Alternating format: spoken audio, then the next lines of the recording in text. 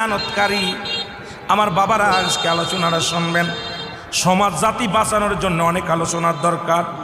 আমার বাজানেরা যে বিষয় দাবি করেছেন সব দিক যেতে হলে আমার দরকার 4 থেকে 5 ঘন্টা আলোচনা করা লাগবে, কিন্তু বাবা অল্প সময়ের মধ্যে আমি আপনাদেরকে নিয়ে বেশি বুঝাইতে পারবো না।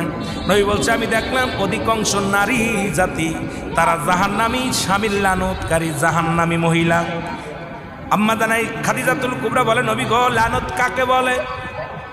লানত কাকে বলে? এ বাবার এই একটা যদি আজকে আমরা মিরাজের আলোচনা করি, এই মিরাজের আলোচনার মধ্যে শরিয়াত, তরিকত, হাকিকত, মারিফত সব বিষয়ে বিস্তারিত আলোচনা আছে। জান্নাত, জাহান্নাম, দুনিয়ার জিন্দেগি বন্দেগি সব কিছুর ভিতরে আপনি খুঁজে পাবেন।